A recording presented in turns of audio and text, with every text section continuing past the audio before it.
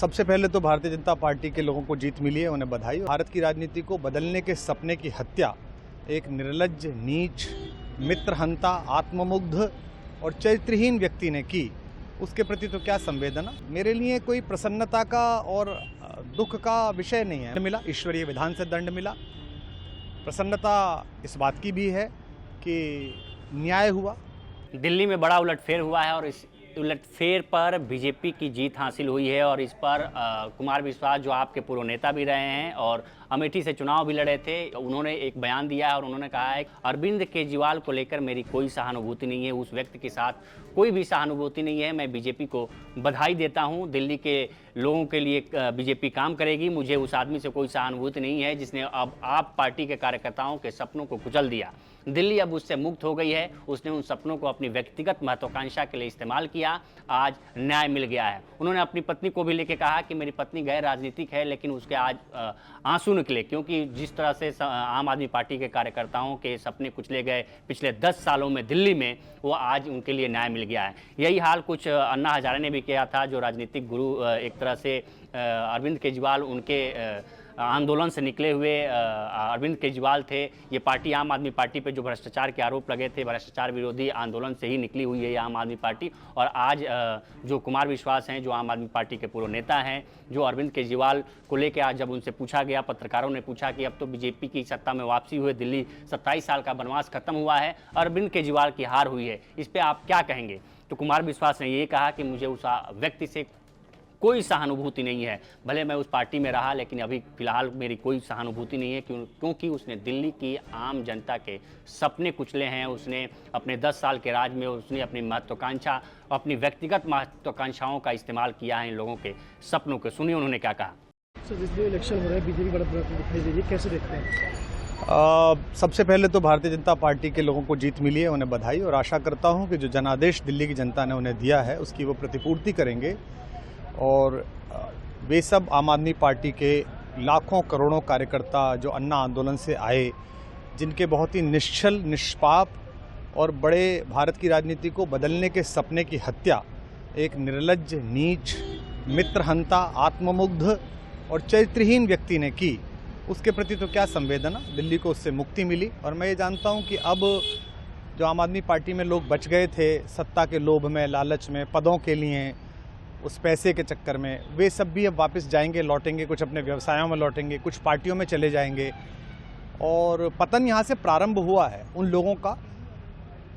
मेरे लिए कोई प्रसन्नता का और दुख का विषय नहीं है। मैं बीच में खड़ा हूँ। प्रसन्नता इस बात की है कि करोड़ों लोगों ने आशा लगाई थी, करोड़ों लोगों ने, लोग अपनी नौकरियाँ छोड़ के आए थे, व्यवसाय छोड़ के आए थे, दुश्मनियाँ ली थी लोगों ने। उन सब की हत्या एक आत्ममुग्ध आदमी ने, एक चरित्रहीन आदमी ने अपनी निजी महत्वाकांक्षाओं की पूर्ति के लिए की।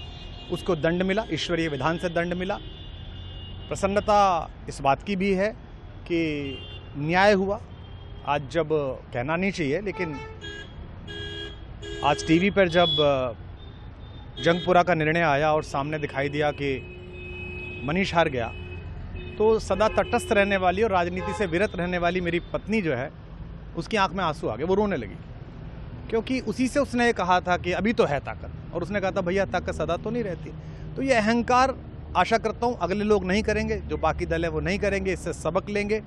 और दिल्ली के नागरिकों को मैं अच्छे शासन के लिए बधाई देता हूँ। अब भारतीय जनता पार्टी अपने नेतृत्व में सरकार बनाकर दिल्ली के जो दुख थे पिछले 10 वर्ष के, उन्हें दूर करे।